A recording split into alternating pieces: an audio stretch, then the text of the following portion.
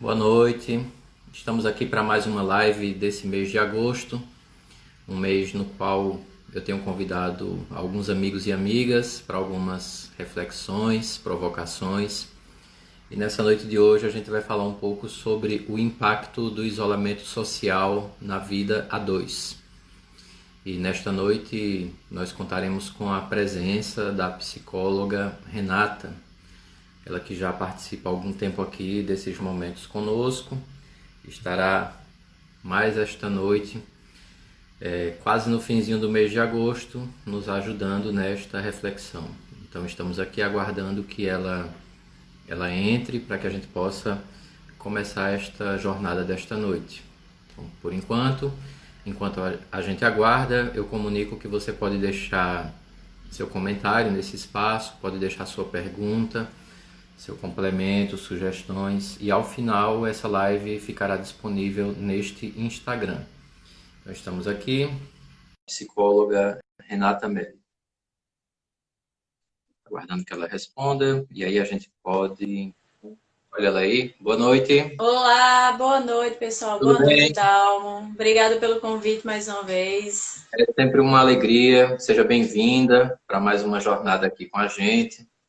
E aí a gente tem aí esse desafio nessa noite, né? Falar sobre o impacto deste momento de isolamento na vida a dois.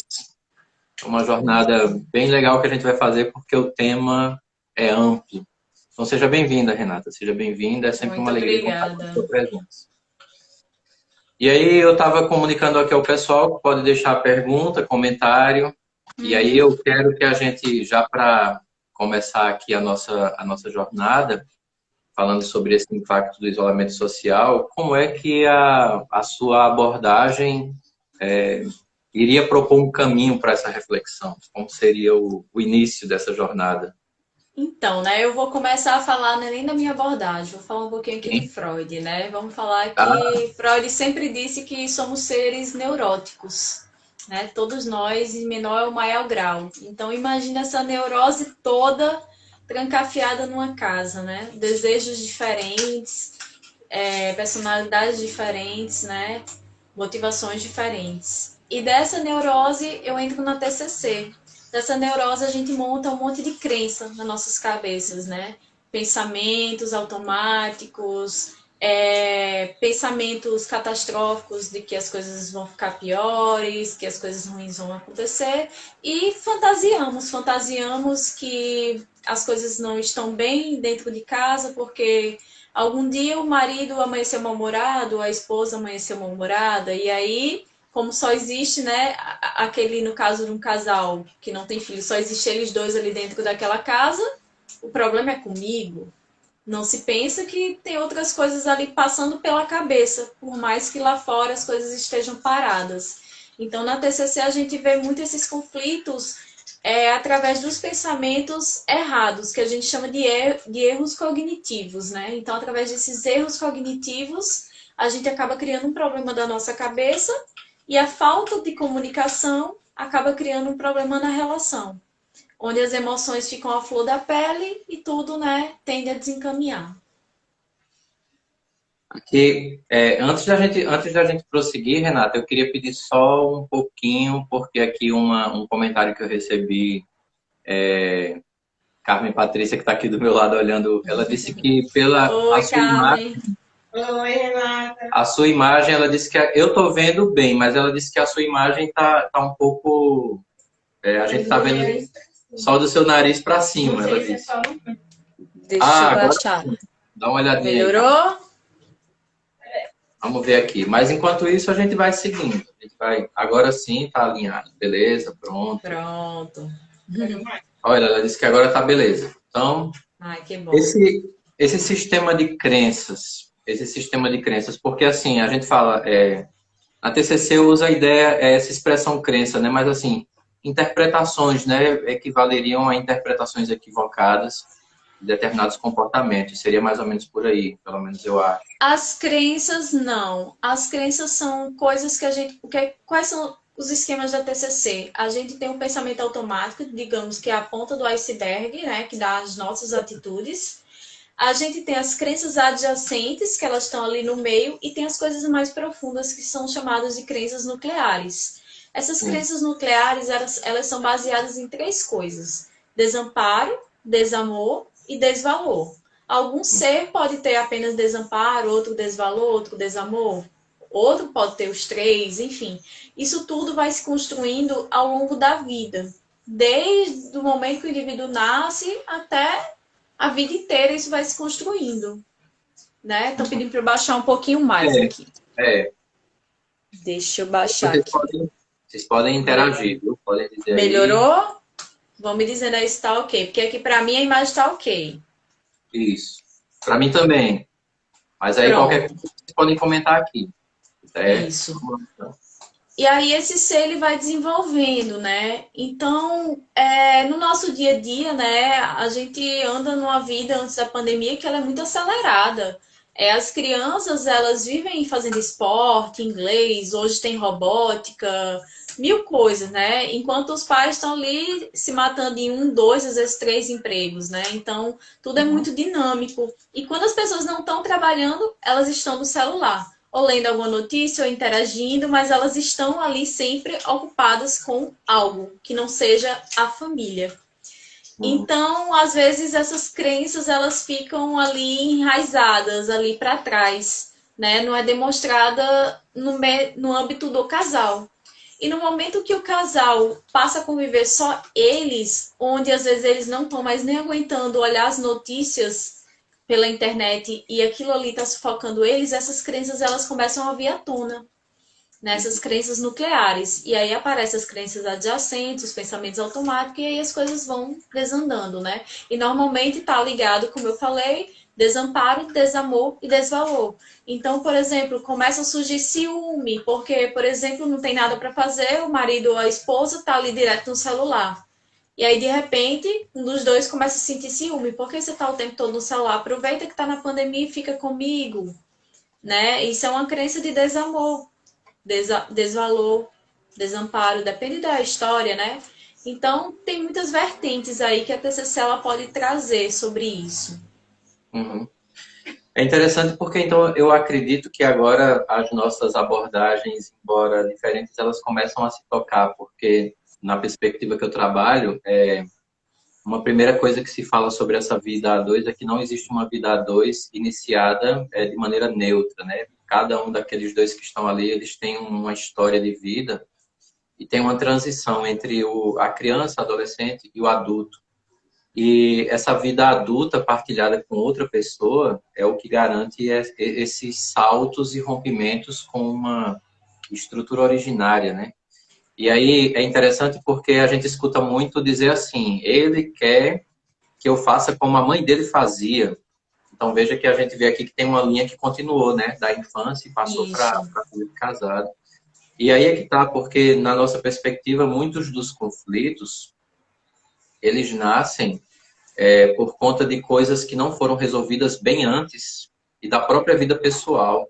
Por exemplo, a forma de enfrentar um conflito, a forma de enfrentar uma discussão, reproduções de esquemas do pai e da mãe, reações do pai, reações da mãe. Então é bem interessante porque a gente abriria um debate aqui que mostra que nesse isolamento social, como a rotina parou, deu uma desacelerada na rotina, tudo isso que estava ali escondido nessa rotina veio para veio à frente, tona. veio para frente. E aí está exposto na vida a dois. E daqui eu já lhe lanço uma provocação para a gente seguir, que é assim. Então, parece que é pertinente afirmar, até porque o número de separações tem sido alto nessa pandemia, mas Sim. seria pertinente refletir sobre o fato de que nenhuma separação começou durante o isolamento social, né? Já vem de antes se Sim. arrastando, né? Essa seria uma provocação É, para desenvolver a palavra. o que eu penso é que mesmo hoje, né, estamos em 2020, mas divórcio ainda é uma palavra que assusta, ainda é um tabu, ainda causa medo, ainda causa aquela temerosidade do que a família vai achar, porque a família toda se envolve com o casal, né? Boa noite, Bruno. Então, o que acontece é que os casais eles evitam isso ao máximo, apesar de já ser uma coisa bem comum, né, do que era há décadas atrás. Então, com o aceleramento do dia a dia, né, eles vão deixando isso para trás. Aquela discussão que ia ser hoje, amanhã a gente discute, fim de semana que vem a gente vai sair com os amigos, então tá ali com os amigos, não vai discutir na frente dos amigos, e vai viajar, e faz isso, faz aquilo, e as coisas vão ficando para debaixo do tapete, né? Quando veio essa pandemia, tudo aquilo que não se encaixava desde o começo da relação, ou ao certo ponto da relação, fica insustentável, porque é uma convivência que é confinadora, né? Você tá ali, é difícil você estar frente a você mesmo sozinho. E quando você está frente a outro que lhe traz lembranças ruins e mágoas que estão ali muito enterradas, fica difícil, né? Você lidar com essa mágoa que você não tem mais para onde fugir dessa mágoa. Aquela mágoa tá ali te encarando, literalmente tá ali na tua casa. Aqui tem um comentário interessante falando sobre comodismo, porque tem um aspecto de comodismo, mas... E aí depois tem um complemento, né? Medo do novo, mas também tem medo até do antigo, né? Porque eu vou explicar esse aspecto de medo do antigo, porque a ideia que se tem sobre a vida a dois é que é até que a morte separe. E aí tem Isso. muita coisa envolvida nesse processo, por exemplo, tradições familiares, expectativas das Religiosidade. duas famílias, isso. Então é medo do novo, mas também de uma certa maneira é medo daquele peso que a tradição ainda termina impondo sobre essa relação a dois, né? Tem esse aspecto também a ser discutido também. Sim. E em relação à pandemia, né, a gente tem visto também o número de violência doméstica, né, Sim, aumentar. E aqui eu trago um pouquinho Reich, né, aqueles perfis que ele traz, né, e a gente pode ver um pouco do perfil narcisista, que o que é isso, né? É aquela pessoa, porque não é só homem, a gente vê mais esse perfil em homem porque o homem ele tem o poder muscular mesmo de violência para a mulher. isso. Então, a gente tem visto muitos perfis narcisistas se manifestarem, principalmente aqueles casais que acabaram de morar junto antes da pandemia, que não se conheciam muito bem, né? Hoje as coisas são mais aceleradas, assim, né? Às vezes se conhece na internet, um mês, daqui a pouco tá morando junto, e enfim. E de repente essa pessoa bota toda a agressividade ali na parceira, né? E tem ocorrido muito essa violência doméstica, é um fator também da pandemia. E muitas parceiras relatam que não conheciam esse lado, né? Que antes da pandemia não existia essa violência. E aí a gente Justamente. pode, né, falar um pouquinho do perfil narcisista, que é o perfil, Sim, né, que Reich cita, né, que são pessoas extremamente elas, né, o narciso, elas só enxergam ela e elas enxergam poder, poder sobre tudo, só até sobre um animal. Se o animal não faz o que quer, maltrata o animal, e principalmente sobre o parceiro ou a parceira, né? É aquela pessoa que se apodera da energia, da vida daquela pessoa. E tem ocorrido muito essa violência doméstica. e aqui a gente percebe, falando um pouquinho, fazendo um anexo aqui, nesse perfil narcisista em uma estrutura de sociedade patriarcal.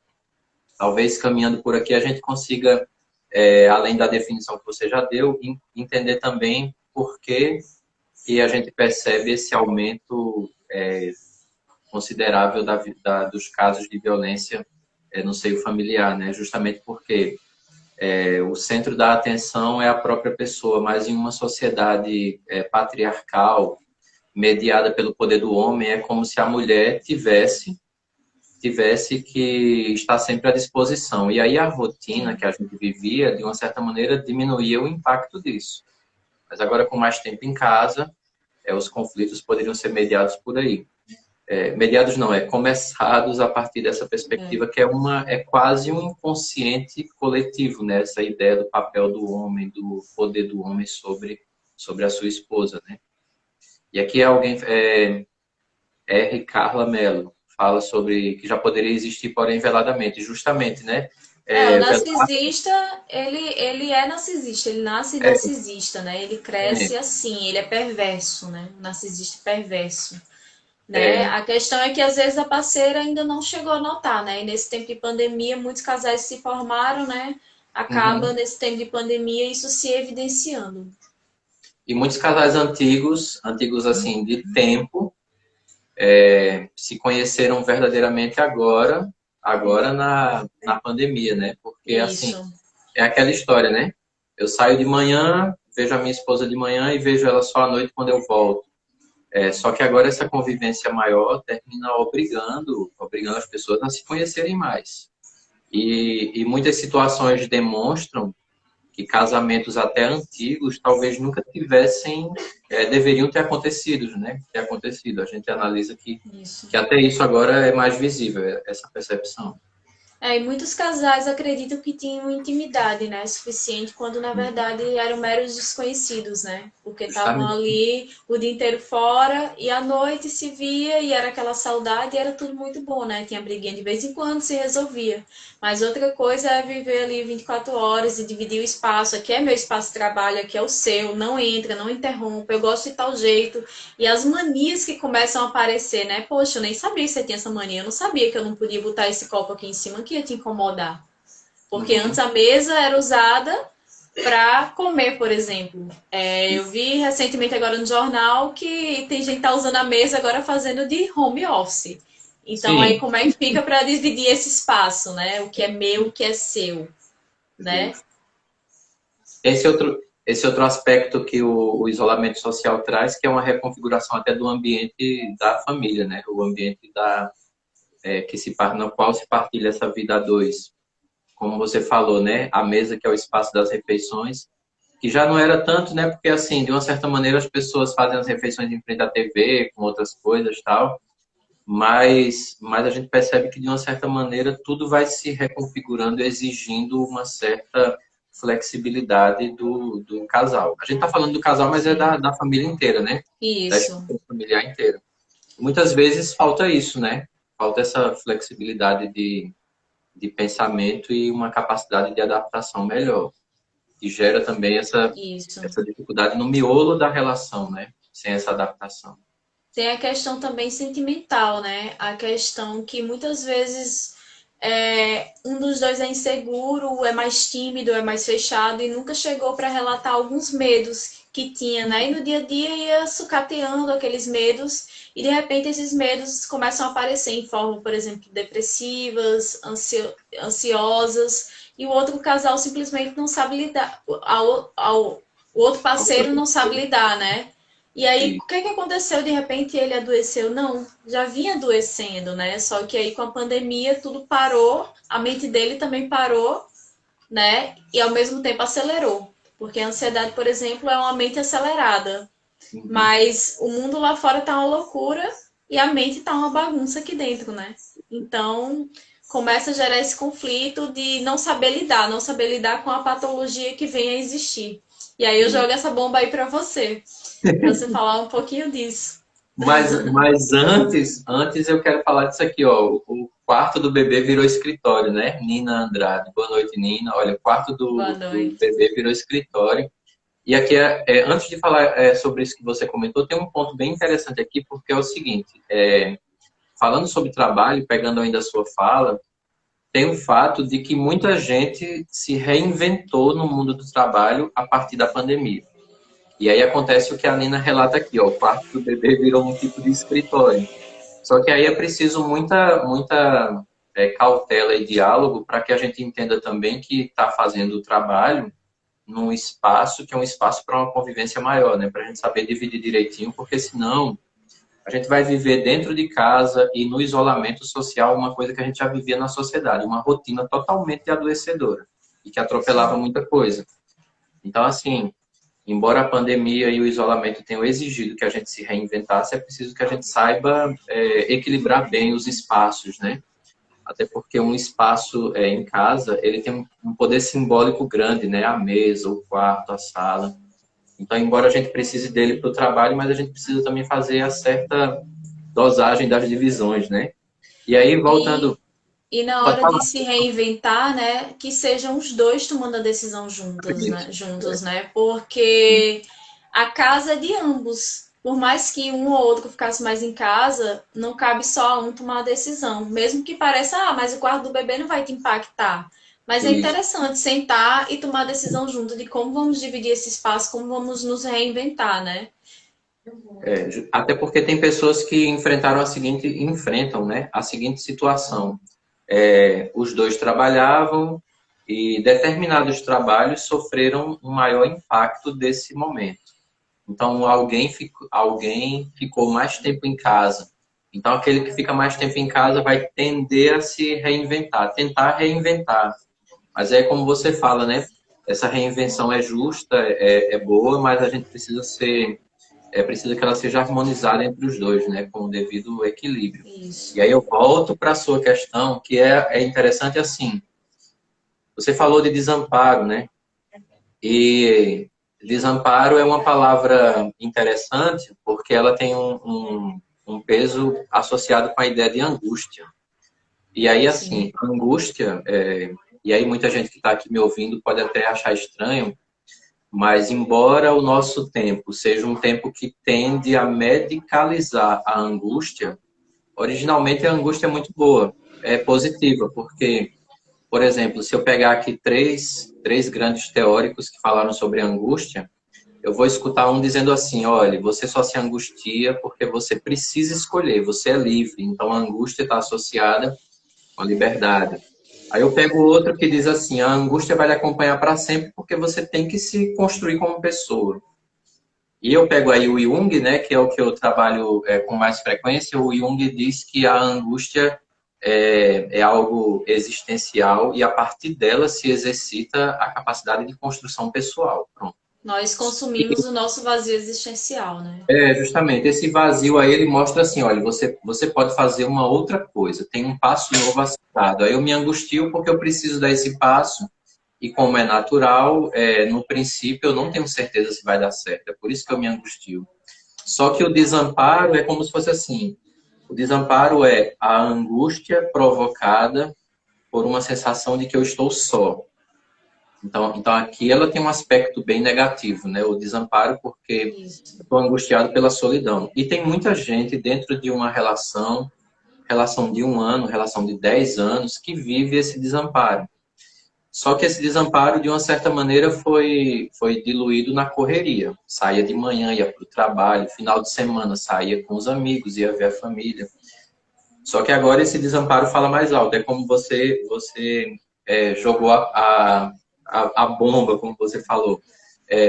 Duas pessoas no mesmo espaço e uma delas vivenciando toda a sua insegurança, toda a sua sensação de não valor. E do outro lado tem alguém que não passa por essa mesma situação, mas que partilha a vida. Então, se partilha a vida, a gente vê que muitas vezes algo pode desandar numa relação a dois, porque eu que estou numa condição, numa posição melhor, vamos dizer assim, na minha história, não observo como deveria quem está lidando com essa sensação de desamparo. E aí você me pergunta, né, de onde vem esse desamparo? Bom, vem de histórias familiares, vem de relações adoecidas na própria família e que chegaram na sua casa, porque você está com outra pessoa carregada de histórias. Então, se a gente não tem essa abertura e disponibilidade para entender o que o outro está dizendo, nem mesmo partilhar a vida dois vai fazer sentido. Então, veja que a gente tem esse momento de dificuldade porque a gente não olha bem aquilo que o outro tem passado. Esse é um desafio. Eu proponho que é sempre o diálogo quem vai abrir essa porta para que a gente possa construir algo novo, né? Isso. Pelo menos, como a gente fala de sistema, para o sistema fluir, todo mundo precisa se expor.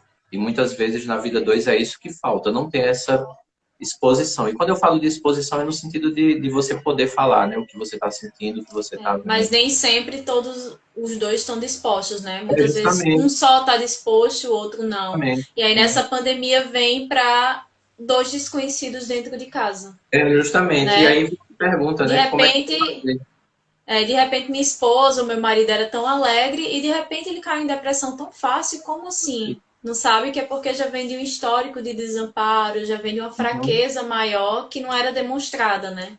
E daí não Sim. sabe lidar com isso que acontece. O sono que desregula, e no momento que o sono que um desregula acaba desregulando do outro, e aí Uhum. surgem atritos, né? E a relação vai desandando porque acaba acontecendo de serem dois desconhecidos dentro de Uhum. casa.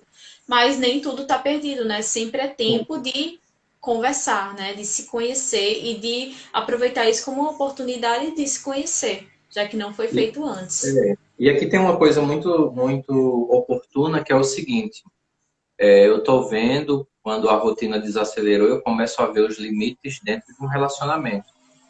Que isso é normal que aconteça, você começa a ver que tem limites. E é bom que você veja limites para poder fortalecer, né? Fortalecer. Senão vai acontecer o que foi comentado aqui. Um vai desvalorizar o outro com o passar do tempo. Então, a gente conhecendo os limites, a gente se propõe a se reinventar. E aí é como você falou, o diálogo, porque envolve uma outra via, uma outra pessoa. Mas também um autoquestionamento, né? É a pessoa se perguntar até que ponto ela tem a responsabilidade sobre o que está desandando. Porque o que eu vejo acontecer muito, e você deve ver também, é que no meio desses conflitos, um empurra a responsabilidade para o outro. Para o outro, isso. Esse é o nó, Essa, né? É o nó. essa questão do desvalor, eu volto para o que eu falei lá no início de Freud, né? A questão de sermos Sim. neuróticos. A Uhum. questão da conquista faz parte da nossa neurose. A gente tem sede de conquista, sede de tudo, até de conquistar pessoas. Vou dar um Isso. exemplo. Eu quero muito uma casa e de repente eu compro essa casa do sonho e acho que vai ser a felicidade da minha vida e nunca mais eu vou ser infeliz. De repente eu me vejo infeliz e pensando que agora eu preciso de um carro. Porque eu tenho uma Uhum. casa, mas eu não tenho o carro que eu queria. Consigo esse carro, de novo estou infeliz, porque agora eu quero viajar. E assim sucessivamente. E assim, às vezes, é na relação. Eu quero muito aquela pessoa, eu não tenho aquela pessoa e eu quero. E eu faço de tudo para conquistar, eu mostro as minhas melhores coisas, meus melhores lados para aquela pessoa. Depois que eu conquisto, não é que eu deixei de amar, mas aquilo ali perdeu o sentido de conquistar. Eu já conquistei, agora eu já estou buscando outras batalhas. Uhum. Então, às vezes, as pessoas confundem desvalor com desamor, com deixei de amar, quando na verdade não. É apenas parou de enxergar que aquela pessoa ainda carece de cuidado, ainda carece de ser conquistada. Eu acho que namorado, noivo, casado, junto, tanto faz, é uma conquista diária, porque nós estamos em constante mudança. Então, se a gente não acompanha nosso companheiro nessa constante mudança dele, a gente passa a desconhecer ele. E uma hora a gente acaba perdendo. Porque Uhum. aquela pessoa já deixou de ser aquela pessoa que a gente conquistou. E a gente já não está conquistando essa nova pessoa. Então, é uma reflexão que eu deixo para os casais, né? Essa constante conquista. E essa ideia de que o outro, você, eu, todo mundo, a gente vai passando por a única coisa constante, talvez a única coisa constante nessa vida seja a mudança. As coisas vão mudando. E a pessoa tá casada ali há 1 ano ou 10 anos, aí tanto faz, 1 ou 10 é a mesma coisa nesse sentido. Você foi mudando de uma maneira que você tem algo que é seu para sempre, mas tem muita coisa que mudou, muita coisa que você deixou para trás. E quando a gente não tem essa abertura para entender que a gente muda e o outro também está mudando, se desconcerta o caminho, né? A gente se perde Sim, na estrada. Então, aqui tem um ponto bem interessante como você levanta, que é esse da mudança. Mas é interessante também que a gente até fala de mudança, mas muitas vezes exigindo que o outro mude. É aqui que está também sim. um ponto limite, É, né? eu acho que a mudança ela é benéfica, mas a gente tem que ter cuidado, né, com o tipo de mudança que a gente exige, né? Uhum, Acho que meio termo, eu acho que é o ponto-chave para tudo, nem 8 nem 80. A gente não pode querer que aquela pessoa se adeque 100% a gente, né? Como a uhum, gente também não deve conviver com uma pessoa que é tão diferente do que a gente deseja. Eu acho que um cede aqui, o outro cede ali, né? Eu acho que a relação é essa. Todos saberem que não vão ganhar tudo. Que a uhum, gente, quando entra numa relação, a gente perde um pouquinho de nós. E a gente ganha um pouquinho do outro. E ganhar um uhum. pouquinho do outro é valioso. E aí a gente tem que pesar, né? Se tá sendo muito pesado perder um pouco de nós, ou se tá pesando mais ganhar um pouco do outro, né? Porque ambos são coisas fundamentais que vão mudar a vida, né? Então a gente tem que pesar o que é importante, o quanto essa pessoa nos traz de valor, o quanto essa pessoa nos faz crescer, o quanto essa pessoa nos apoia, ou essa pessoa apenas quer que seja do jeito dela e tá ali, seja quem for, tem que ser do jeito dela e não porque é aquela pessoa. Isso. Entende? É como se assim, qualquer pessoa que ela fosse ter, ela fosse querer que adequasse ao jeito dela. E não que ela queira adequar você para você ser a pessoa melhor que ela quer que você seja, para você ser uma pessoa melhor, querer seu bem. Entende? Tem a diferença de querer a mudança para querer o bem do casal e da pessoa, do indivíduo, e tem a mudança para querer fazer os gostos. Mimo, birra. Uhum. E aqui a gente percebe, tem uma fala aqui, né? Eu acredito que não há mudanças e sim comportamentos revelados. Também, né? Mas assim, ocorrem muitas mudanças também. É preciso que a gente acredite também que ocorrem muitas mudanças. Mas quando a gente se questiona sobre comportamentos revelados, a gente entra em um ponto bem. Eu não sei como é que a TCC vai se alinhar por aí, mas pelo menos assim, com base no Jung, por exemplo. O Jung falaria que essa perspectiva do comportamento revelado é porque você já tem tudo muito bem. Ele usa a ideia do arquétipo da mãe. O arquétipo da mãe é fundamental nesse processo. Por isso que muitas vezes as meninas reclamam que o companheiro delas quer que ela faça o que a mãe fazia, justamente porque essa imagem da mãe não foi devidamente equacionada no psique, no psicológico desse rapaz aí, no caso. Mas quando a gente vê um comportamento que está sendo revelado e não uma mudança, por exemplo, alguém que era de um jeito antes e mudou radicalmente, aliás, e mostrou uma outra face que a gente não via, a gente percebe que tem uma ideia aqui que é a seguinte: ele já entra, ou ela ou ele, já entra num relacionamento com tudo muito bem articulado e você vai simplesmente cumprir um roteiro.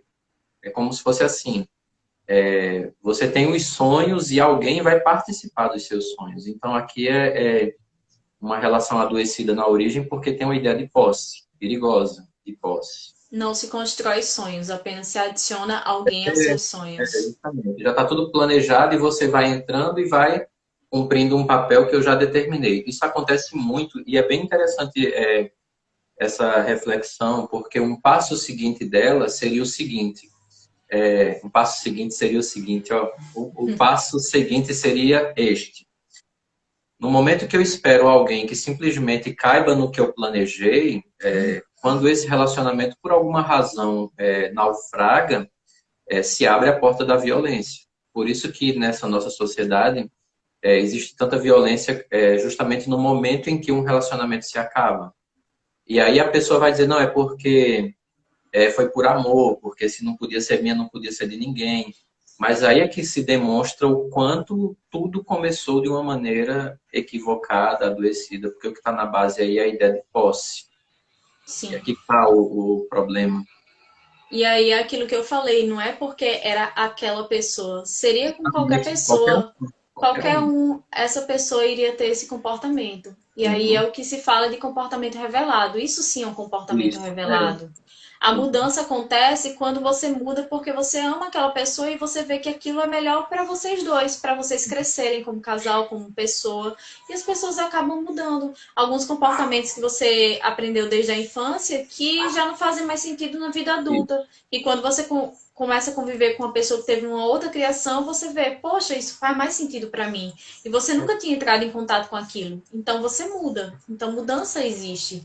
O que é comportamento revelado é isso, é um comportamento como esse de violência, por exemplo, né? Justamente. Uhum. É um comportamento de uma pessoa que, por exemplo, faz tudo para te conquistar e depois de te conquistar vira um monstro, uma monstra, né? De repente muda completamente. Isso não existe, né? Essa mudança do dia para a noite não existe.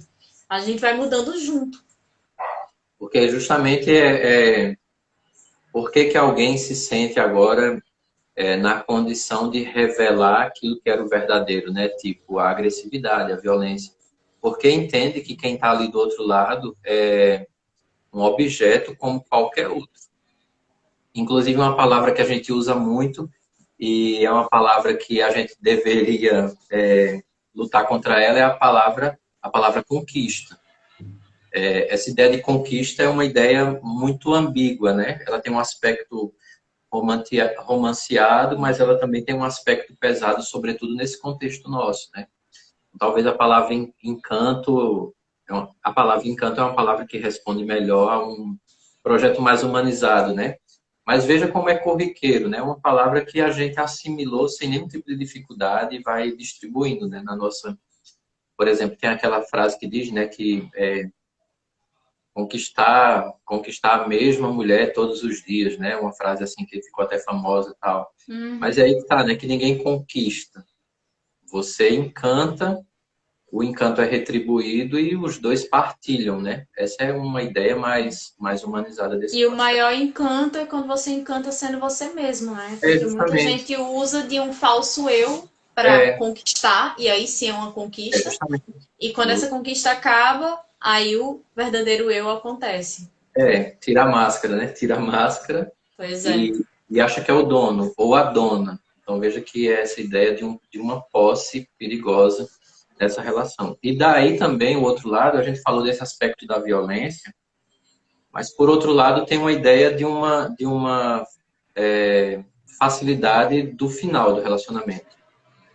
Teve a primeira dificuldade, então vamos partir para outra, né? Então veja que essa dimensão mais rápida de um fim de relacionamento também tem uma ideia de posse.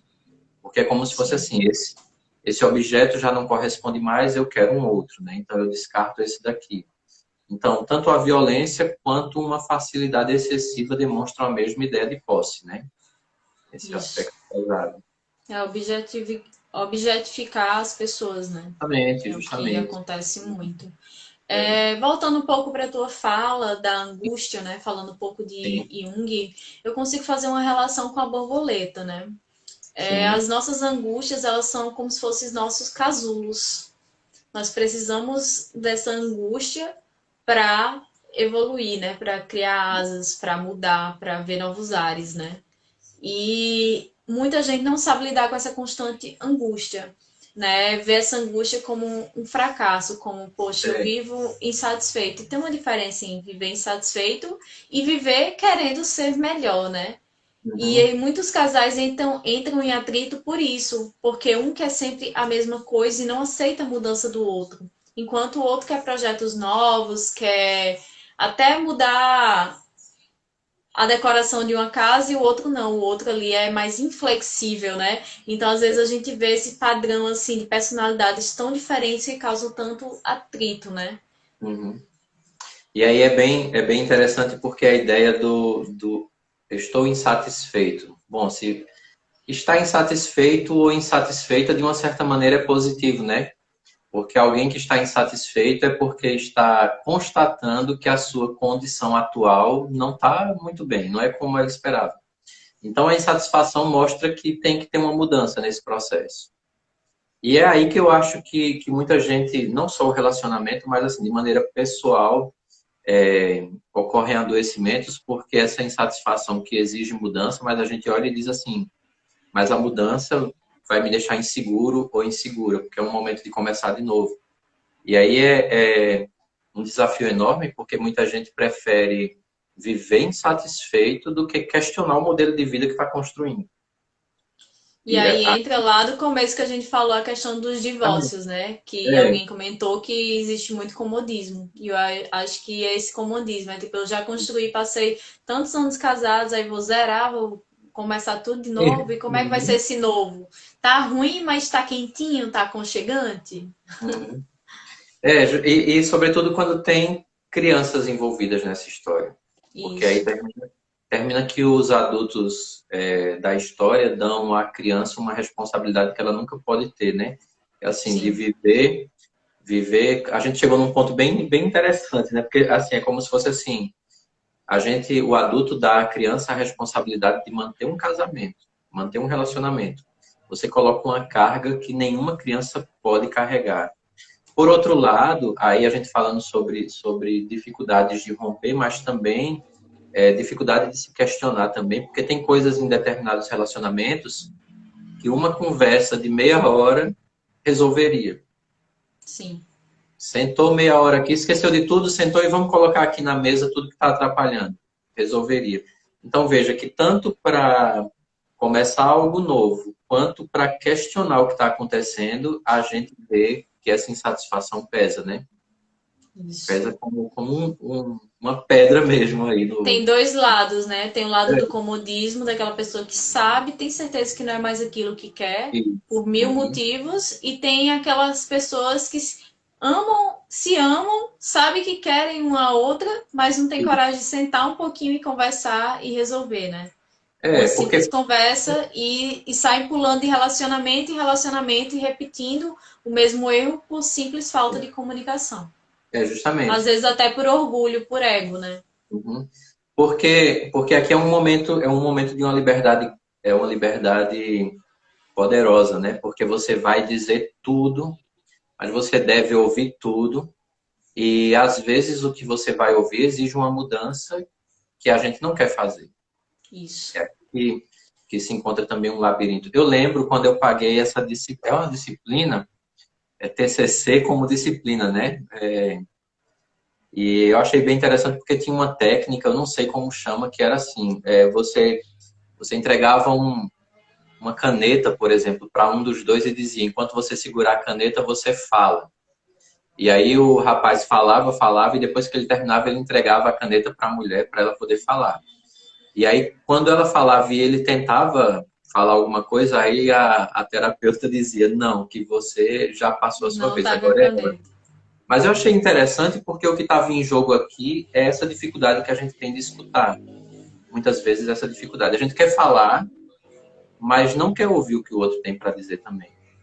É. E Tem um isso exercício, pode você me falar. lembrou falando sobre a caneta, um exercício bem interessante, que um dia desse eu estava tentando lembrar como era ele, que faz tempo que eu não aplico e ele é bem interessante. Eu aprendi, inclusive, na disciplina, na faculdade de Gestalt, olha só. Você pega uma folha de papel, dá para um, dá para outro, né, no contexto de casal, e você vai dando as instruções, bem direitinho. Você vai fazer um traço para a esquerda, agora para cima, vai fazer um ponto em tal lugar, e vai dando as instruções bem diretivas. Quando você pede para os dois mostrarem o papel, Uhum. Tá totalmente tudo. diferente. E foram as mesmas instruções. E por que eu quero dizer isso? Porque nem tudo que a gente fala é ouvido como a gente quer que seja ouvido. Então, às vezes, a gente tem que ter muito cuidado com a forma que a gente fala, né? O tom, as palavras. Às vezes, por exemplo, uma palavra que a gente acha que não é nada nociva, para aquela pessoa é uma ofensa. Justamente. Então, é importante a gente prestar atenção que o nosso cérebro tem um funcionamento, o do outro tem outro funcionamento. Então, a gente tem que procurar o meio termo ali onde exista entendimento e não certo ou errado. Porque é igual uma figurinha bem famosa que tem na internet, que é uma pessoa olhando o C, uma ponta vê o 6 e a outra olhando vê outra ponta que é o 9. E aí, quem Uhum. tá certo, né? É um 6 ou é um 9, né? Não tem uma. Aqui tem um ponto interessante, com base nessa sua fala, eu estava aqui percebendo o seguinte, você falou assim, você fala e às vezes aquela sua fala é entendida de outra forma. Você não percebeu que aquela palavra causou um dano. E aí tem uma coisa, você nem percebe. Boa Boa noite, noite, Josiane. boa noite, seja bem-vinda. Você não percebe que a palavra impactou e às vezes o outro não diz que foi impactado. Aqui começa. E aí tem um ponto aqui que é assim. É bom que a gente pegue essa sua fala pelo seguinte. Cada um de nós, não existe um homem ou uma mulher absoluto, nem neutro. Todo mundo é construído a partir de relações. O tema da live é o impacto do isolamento social na vida 2, Josiane. Seja bem-vinda. Como não existe um ser humano neutro nem absoluto, a gente é constituído a partir de vários pontos da história da gente, das relações. E aí uma palavra que alguém diz nesse momento aí da vida 2, por exemplo, a menina diz uma coisa que lembrou uma fala que a mãe do rapaz tinha dito para o pai dela lá na infância. O pai dele lá na infância. Aí E você às olha vezes e ela nem lembra mais disso, mas o inconsciente é, dela tá ali dizendo que aquilo é é, ruim. é como se fosse assim, caramba, minha mãe falava a mesma coisa com meu pai. Ou o contrário, né? Meu pai falava a mesma coisa com a minha mãe. E o que você falou lembrou meu pai ou lembrou a minha mãe. Dependendo de como seja essa lembrança, ela vai ter um impacto poderoso.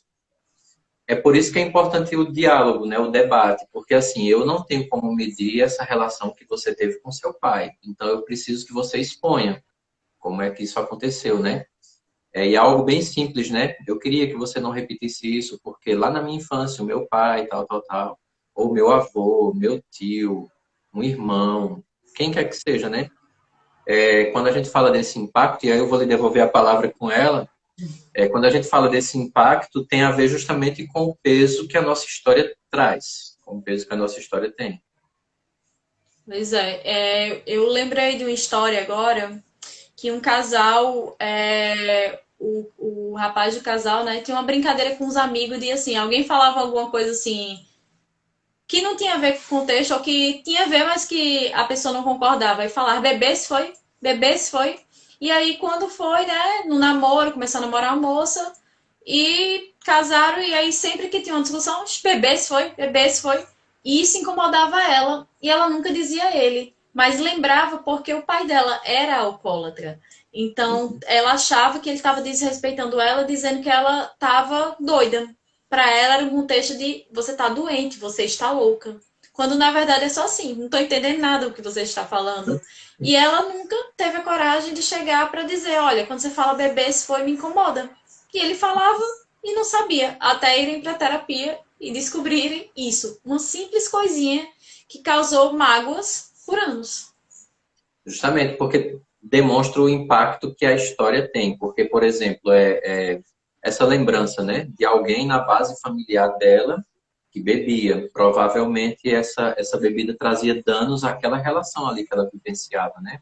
Tanto do... Aquela pessoa da relação era vista como uma pessoa ruim, como uma pessoa que fazia coisas erradas. Então, quando ele falava isso pra ela estava fazendo coisas erradas. Quando na verdade não, ele estava só até tentando descontrair o clima.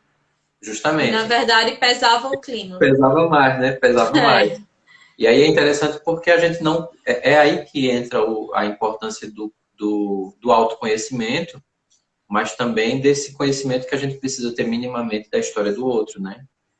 E aí é que eu acho que no nível de sociedade que a gente tem, isso é mais pesado, porque a nossa sociedade é muito superficial, as coisas são muito superficiais, passageiras. E aí é interessante, por exemplo, a gente diz, todo mundo diz, eu tenho eu faço sempre uma provocação com essa fala. Está lá no Pequeno Príncipe. O essencial é invisível aos olhos. Todo mundo diz e todo mundo acredita nisso.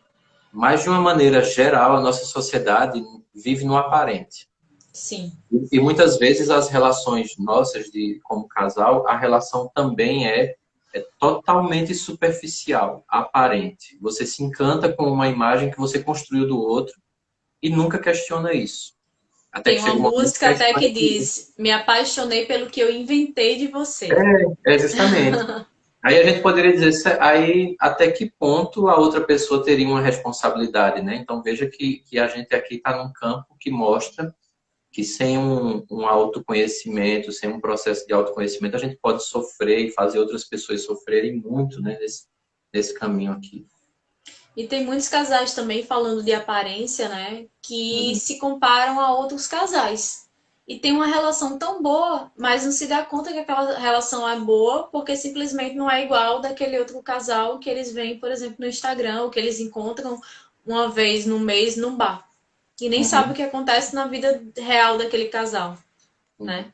Ah, mas amor, mas ele faz declarações para ela no Instagram, você não faz para mim, nossa relação não é boa. Quando na verdade em casa ele dá 1000 carinhos para ela e o outro tá ali só no Instagram. Então as aparências ali estão confundindo as pessoas, né? Estão mudando a forma das pessoas se relacionarem também nessas comparações exageradas. E aqui, veja como no começo da live a gente falou dessa dificuldade que o tema impõe, porque ele vai tocando em outros pontos. Cada ponto desse daria uma outra live, né? Por exemplo, Isso. artificialidade, superficialidade, mas também essa vida. Aqui a gente entra nas redes sociais e a gente vê que existe uma obrigação, né? Todo mundo é feliz nas redes sociais, é impressionante. O melhor modelo de vida É. está ali. Por exemplo, uma foto de um casal, mas ninguém sabe o que é que de fato está acontecendo, né? É É, como quando o casal acaba, de repente, é aquele boom, né? Como assim? é, Todo mundo quer saber o vocês eram porquê? tão Porque felizes. semana passada tava uma foto super amorosa. Vocês eram tão felizes, o que foi que aconteceu? Eram felizes porque a gente estava tendo acesso a um aspecto, né? E é justamente que aí a palavra ajuda, né? Virtual. Talvez aquela postagem daquela foto fosse o que você desejava sobre o seu relacionamento, né? E não obrigatoriamente a felicidade, simplesmente o desejo de que fosse. Mas aí tem um outro lado, alguém olhando e dizendo, tá vendo? Olha, ele faz declarações, ela faz declarações. Então veja que às vezes a gente deixa condicionar a vida a dois por fantasias, né? Muitas fantasias. E Sim, propaganda enganosa ainda. isso. Aqui um comentário me fez refletir sobre algo, principalmente nessa moda de mulher empoderada, onde é extremamente submissa. Eu acho isso é um assunto até para uma outra live, mas isso me trouxe uma reflexão do seguinte: nessa questão da mulher ser empoderada, e hoje a mulher, se ela só fica em casa e cuida das crianças, ela é julgada, como antigamente as mulheres que queriam sair de casa eram julgadas, Uhum, existe uma linha muito tênue aí, porque será que todas as mulheres elas querem ser empoderadas? Será que para elas não tá bom ter a criação tradicional dos filhos e ficar em casa, uhum. né? E será que isso é ser submissa ou é a vontade delas? Justamente. Então, tem muitas coisas aí que a sociedade julga muito. Como era julgada a mulher que saía de casa, era uma mulher que não estava nem aí para o marido e para os filhos, não era uma boa mulher, não tinha tido uma boa criação, não era uma boa moça. Hoje tem aquela mulher que fica em casa e aí ela é preguiçosa, ela é submissa. Mas Uhum, ninguém pergunta a essa mulher o que de fato você quer. uhum, É imposto um padrão para a mulher, está sempre sendo imposto um padrão para a mulher. uhum. Como é imposto também para um homem. Quando você vê um homem que fica em casa cuidando das crianças enquanto a mulher trabalha, ele é o quê? Ele é gigolô, ele é vagabundo, é a mulher que faz tudo, né? O É, padrão machista que a gente tem. Mas nunca se pensa no ser humano. O que esse ser humano quer? O que esse ser humano se vê sendo feliz? uhum. Me passa mil coisas na cabeça com essa fala. Eu vou É por fazer, isso que eu disse que é eu vou extenso. fazer o seguinte, eu vou lhe fazer uma proposta pelo nosso tempo aqui. Assim, pelo que eu estou vendo aqui, a gente tem 7 minutos. Eu queria comentar essa fala do Alexandre. Aí você comenta também. A gente fecha e abre a segunda parte. Tem segunda parte, né? Eu não. Temos, vamos ter. Eu só não estou conseguindo ver a fala do Alexandre aqui. Se você Eu puder vou ler para puxar aqui um mim. pouquinho para você ver. Ele diz assim, que tem esse problema. Eu tenho comigo esse problema de dialogar em casa e na rua falo muito. Parece que o problema é dialogar em casa, porque na rua ele fala muito.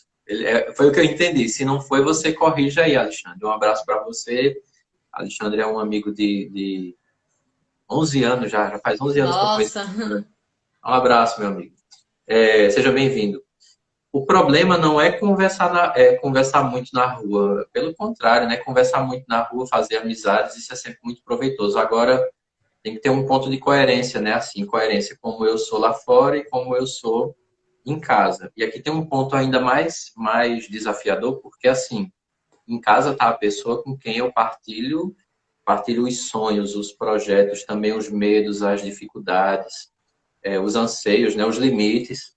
Então, assim, se eu já consigo conversar lá fora, é um sinal de que eu tenho uma capacidade desenvolvida de diálogo, capacidade boa de dialogar. Então, talvez o que falte seja um momento oportuno para fazer isso em casa, né?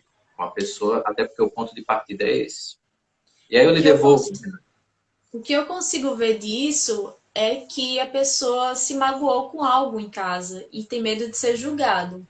E em casa pisa em ovos, quando na rua não precisa pisar em ovos porque não deve nada àquele desconhecido. Simplesmente é uma pessoa aleatória, uma pessoa que você vê de vez em quando, uma pessoa que você não vai ver nunca mais.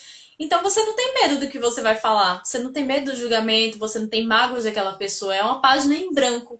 Quando em casa tem uma página toda rascunhada ali que você já não entende mais as letras, você já não sabe mais o que está escrito, então já não cabe mais escrever. Eu vejo como se fosse assim.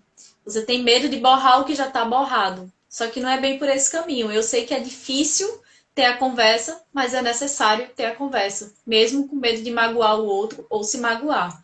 Às vezes a gente precisa sentir a dor para ela nunca mais aparecer.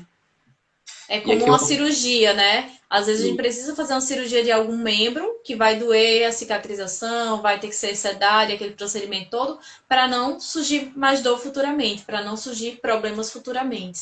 Então, as relações, elas são assim, às vezes a gente precisa fazer uma cirurgia na relação, que seria a conversa, né? E aqui duas perguntas ajudariam, né? Duas perguntas, pelo menos eu vejo que duas perguntas poderiam ajudar nessa construção desse diálogo em casa, né? A primeira delas é o que foi que aconteceu de fato para que a gente chegasse nesse ponto? Eu acho que essa é uma pergunta que Sim, todo mundo deve se fazer, né? Todo mundo. E uma segunda pergunta é qual é de fato a minha responsabilidade sobre isso que eu estou vendo que aconteceu? Se eu conseguir isso. responder essas duas perguntas, é quase como se fosse natural, né? Se abre Uhum. possibilidades de diálogo para reconstruir. A TCC tem técnicas para isso, né? Uma das técnicas é você pegar um caderno e você sair escrevendo tudo. No momento assim que você tá com o sentimento à flor da pele, sabe? Você escrever tudo, sem pensar em gramática, em ortografia, em letra, em nada. Você escreve tudo, sem, mesmo que aquilo tudo não faz sentido. Uhum. Escreve, dá um tempo, no outro dia vai ler. Lê e tenta depois ver se você ainda está sentindo aquilo tudo. Passa aquilo limpo e vai passando a limpo até que chega um ponto que está filtrado.